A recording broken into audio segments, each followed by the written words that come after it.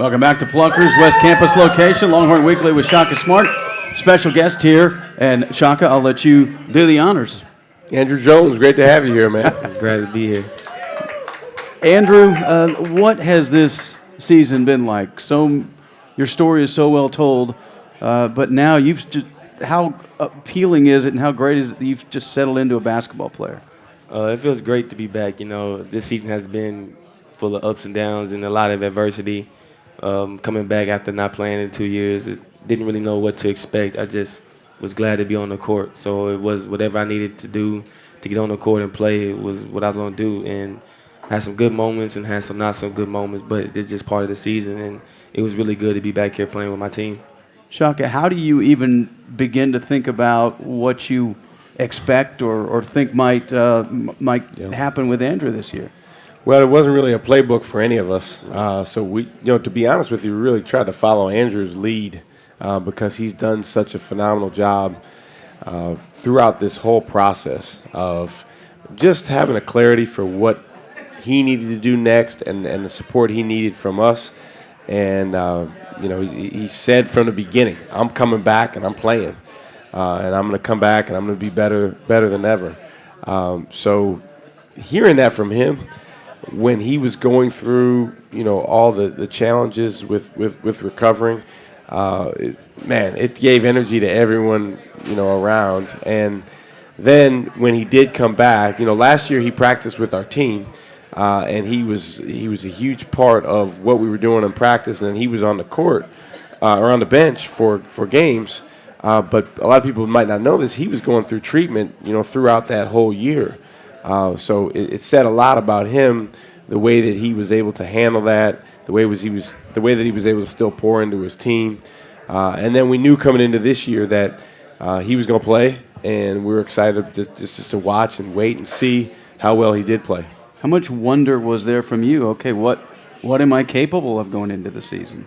It was a lot, a lot of doubt, a lot of just uncertainty about how I was going to play the floor of the game, and I just knew I had to prepare myself as best as I could because the collegiate game is very different, fast-paced, and it's not something that you can easily just walk into without, missing a long period of time. So I had a very high expectations for myself, but I also had to be realistic and trying to find a comfort in my game and my abilities to not get overwhelmed, but also just do what I can to help the team win. And then you guys take the court against Northern Colorado, and everybody loves a great story. Andrew comes in a career-high 20 points. What was that night leading up to the game for you and then being part of that game? It was surreal. It's just like had the jitters, like my first game ever, like AAU or something like that or whatever. It just felt good just to be back for the game, just my preparation. I was just very focused. And at first, I didn't have any particular goal on scoring, assist, or anything like that. I just wanted to just go out there and just play well. And at first, the first half, it was like I missed my first couple shots just trying to get a feel. And I could have easily got deflated and felt bad about myself for not being who I was or what I was used to being. But after I got a flow of the game, it started to feel like normal again. There's no manual for you as a head coach, Shaka, and you've got to be a head coach to a bunch of guys. But that night, did you allow yourself maybe afterwards to think what you just were a part of? Well, it was emotional. Andrew, he's such his approach is so workmanlike. He just went out and played, and probably you had emotions maybe that you didn't necessarily show right away because you were focused on playing and playing well. But I think, for everyone that, especially people that were here Andrew's sophomore year when he went through everything he went through, that was a very emotional time just when he checked in the game. And then he started making shots and making plays. And, of course, we've seen this from Andrew before, so it's not something that we hadn't seen before. But after such a long window of time when he hadn't been able to play, to see him back doing it and understanding all the things he went through, it was awesome. What were the challenges? Okay, that game's in the books. Now you can still compete at this level, at a high level. What were the challenges you settling in for the grind of a season? One, taking care of my body, making sure I'm able to, be durable through the long season with all the practices, travel, and, just the level of physicality in the game. Also, second was my mental preparation, being able to come in, night out, and, be able to consistently contribute, which was one of the most difficult parts of the season. And then also just finding a level of comfort with my abilities and what I can and can't do at the moment and try to use them as to my advantage and just not just get carried away of myself, but also doing what I need in order to, ensure wins for the team. Early on, do you have to defer to Andrew about how he's feeling and how you coach him as far as, not how you coach him, but minutes played and the amount of work? Well, it's interesting because I think Andrew didn't necessarily know what to expect, and nor did we. He worked out with the team all summer long, but again, he was getting treatments all the way up until September. Even now, I think Andrew will tell you his body's still building back strength-wise. I gained like 10 pounds. And that's the exciting thing, and I think that's part of why you've seen him play so well of late because he's gaining more of a comfort level, and that goes right into confidence. We just had needed to communicate. We kind of made a pact in the summer. Okay, every week, at least once a week, we're going to come together and kind of talk, and I'll tell you what I see, and you tell me what you see, just to make sure that we're on the same page. You were a big dude in the first place. How important was to get that weight back for you for the physical grind?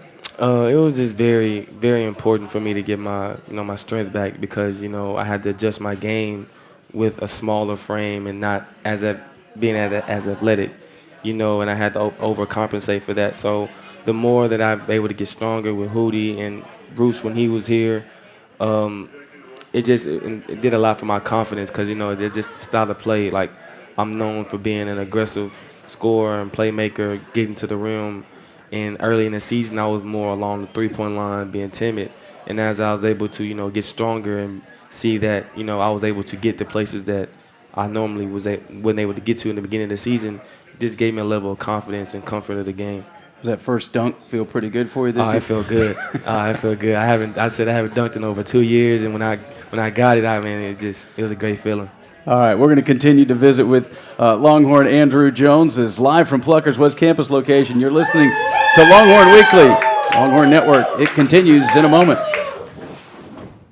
Skip pass, not a good one. Picked off. Taken away by Likely. Now in a foot race with Jones. Goes up. It's swatted away by Royce Ham Jr. Did he elevate and send it into the seats?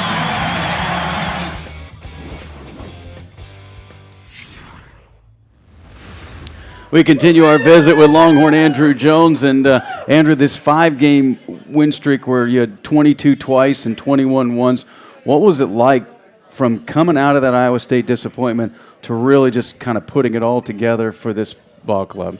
We had a level of like a gift of desperation. It wasn't the prettiest game, and we had a bad taste in our mouth that lingered. And, we knew what we were capable of, and that game wasn't our best. And, with a lot of guys being out, we knew we had to step up and can't take no game for granted or come half-step into any game. So I just had to relock in, refocus, and, find comfort in the game and just try to lead my team to victory.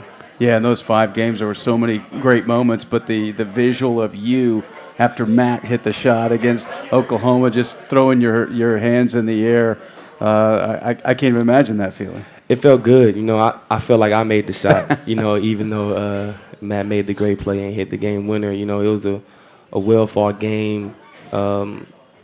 Both teams played very hard, and, for us to come out with a victory like that, it just felt really good. The emotions were very high.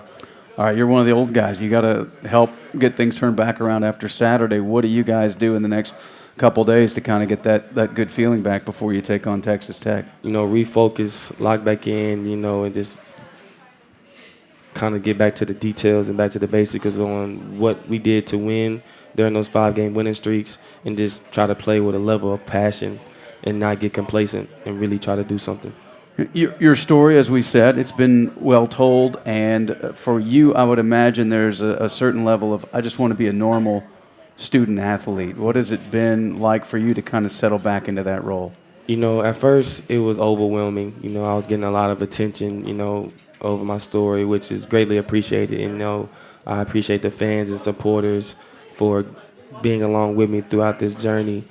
And now that I'm in a transitional period of my lifetime to where I'm in a new chapter of my career of basketball and being able to get back to normal, I will try to be able to try to balance both, like use my platform to help and inspire others battling this disease, and also to, you know, be competitive, you know, also follow your dreams. Certainly one of the coolest moments was when you went to Purdue, and I happened to be along on that game, and that's one of the most hostile, rowdy crowds. I mean, they were circled around the arena an hour and a half before the game, yet what the love they showed you and the sign and everything, what did that mean to you? No, it felt great. It made me feel very comfortable. It made me feel at home. And, you know, the story, I was able to connect with, you know, a person that went to their school and that they had a very strong connection with. And it just felt good that they showed that level of compassion and class for me and my team. Now is at the point where, all right, I want my guys to treat me the same way as you know, back in your freshman year, no different, and you know, everybody's kind of on a level field. Yeah, pretty much now. Since I've been back, people try to be a little timid just because they try to be like, they didn't think I was completely healthy yet, or they didn't want to do anything to, you know, affect me in any way because they just was unsure. But I just had to let them know that, you know, I'm the same guy. You know, even though I went through my adversities, I'm back, and you know, I'm the same Andrew. Your family's dealt with a lot of adversity. How did they help you through this time?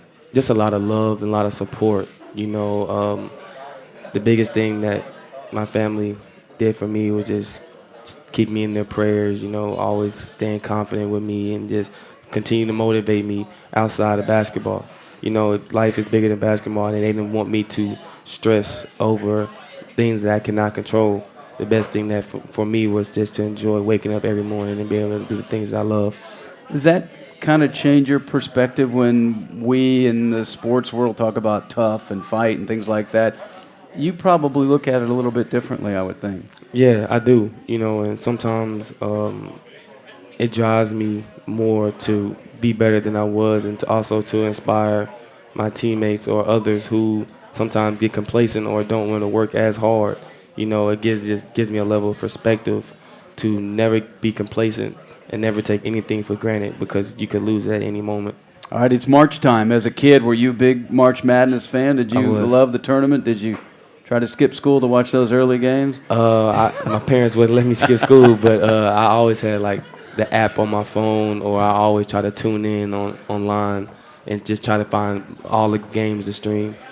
Was there any moment in March Madness where you noticed a team or a player that kind of sticks with you? Every year there's a underdog player who just comes out and just shocks the scene. I think the guy David Vincento, I don't want to mispronounce his name. Oh, from Villanova. From Villanova, yeah. Kind of a similar guy to me. You know, came off the bench, didn't really had a major impact in the tournament, and just he grew a lot of attention on himself and his team throughout the tournament. As tough as it's been to see your guys not be able to play, what's it been like to see, first of all, the way you rallied, and then some guys step up who's, you know, weren't playing a lot of minutes, and now they're playing valuable minutes? You know, it's hard to see guys go down, you know, because then they begin to, you know, get the feeling that I felt, because I can empathize with them missing the game that they love and enjoy, and they can't play, and, you know, the way they want to, or they are forced to be sidelined, which is a hard thing to deal with. And the guys that were able to step up in their absence has been very great. Brock, Will, Kai, and Royce. You know, these guys, we were all on the team, on the practice team together, just trying to fight for minutes and try to, you know, be able to make a big impact on the team. And now that, you know, unfortunately guys had to be out in order for them to get that opportunity, but now they have the opportunity to show their abilities and what they're capable of, and it's just great to see that, you know, they're able to play well and step up in the big moments. And then what about adjusting? We see, you know, you and Courtney and Matt, the three guards, and you guys have all had great moments, but you have to figure out how to play with each other, and you didn't have the luxury of of last year when Matt and Courtney kind of got used to each other. Right, and just a different level of chemistry. Chemistry is built just with a level of connection with guys on and off the court. And with guys like us, we're very dynamic and very different at the same way. So it's kind of hard to get, dominant players that gel well and play good together. So now that we're building the chemistry, me and Courtney the last couple of games, and even with Matt, once we were able to gel and all on the same page and generally want each other to do well, that's when we got our best. Andrew, it's been a pleasure. I know you want to be a normal guy, but you are an inspiration to everybody. Thanks so much. Thank you. All right, we're going to continue as we are live from Pluckers. You're listening to Longhorn Weekly with Shaka Smart from Learfield IMG College and the Longhorn Network.